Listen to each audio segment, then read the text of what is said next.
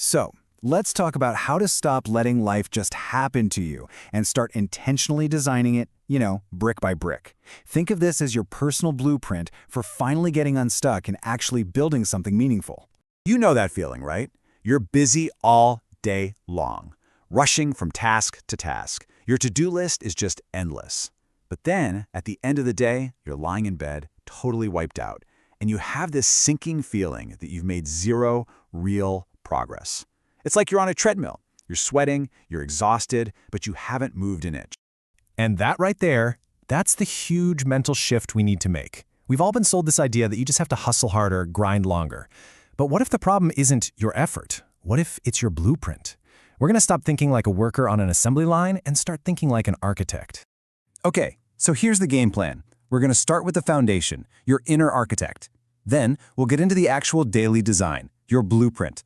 After that, we'll load up your toolkit with some high-impact habits. And finally, we'll talk about the long game, how to build in silence for some seriously incredible growth. All right, first things first, the foundation. You can't build a skyscraper on sand, right? Before you lay a single brick, you need solid ground. And in your life, that solid ground, that's your mindset. Absolutely everything starts right here. So this is a pretty fundamental choice we all have to make. Honestly, most people live in that reactive state. The weather's bad, the boss is being unfair, the traffic is a nightmare, and boom, their whole day is ruined by stuff they have zero control over. They're just passengers along for the ride. But proactive people, they know they're in the driver's seat. They focus only on their response, on what they can actually control. They're the ones asking, okay, so what can I do about this? And let me tell you, that tiny little shift in perspective, it changes everything. And this is where things get really powerful. You don't need some massive, dramatic life overhaul. You just need this one concept, Kaizen. The idea is so simple. Just get 1% better every day. So instead of telling yourself you're going to hit the gym for 2 hours, which is overwhelming, right? Just do one push-up. Yeah, it sounds almost silly, I know. But your brain loves these easy wins. These tiny little habits, they sneak right past that mental resistance that just crushes big, ambitious goals. And over time, those tiny wins, they compound into a version of you that you wouldn't even recognize today. Okay, so if Kaizen is the engine that drives you forward, then Ikigai, that's your compass. It's your why, your reason for getting out of bed in the morning.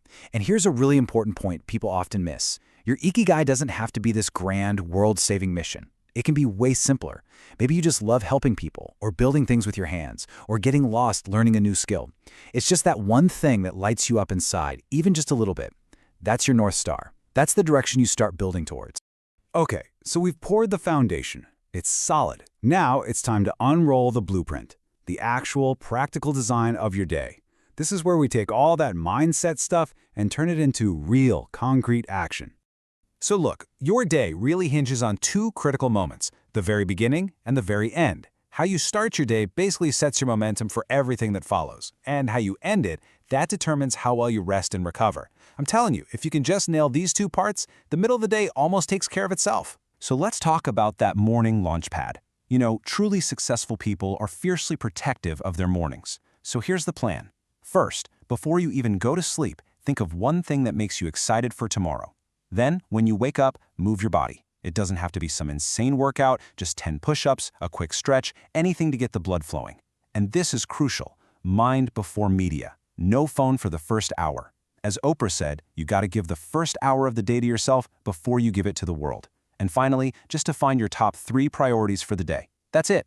Do that, and you've already won the day before it's barely even started. And that nightly shutdown, it's every bit as important. You wouldn't try to land a plan by just slamming it onto the runway, would you? So at the end of your workday, create a little shutdown ritual. Physically close the laptop. Make a quick to-do list for tomorrow, then declutter. Tidy up your space a bit and dump all those swirling thoughts and worries onto a page in a journal. And finally, the digital sunset. Put the screens away at least 30 minutes before bed. Let your brain actually wind down and prepare for a deep, restful sleep. Okay, so we have our foundation, we have our blueprint. Now, every good architect needs a toolkit. These are the small, high-impact habits. These are the actual bricks you're going to use to build your life day by day. Now, the key here is not to get overwhelmed. You don't have to do all of these at once. Just pick one from each column to start. For your mind, maybe it's reading just 10 pages a day. Think about that. That's like 15 books a year.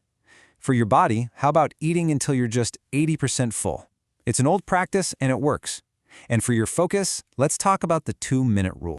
This one is a game changer for procrastination. Seriously, if a task takes less than 2 minutes, just do it.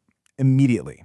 Answering that quick email, tossing that wrapper, putting your cup in the sink, all those tiny little things pile up and create this constant low-level mental clutter.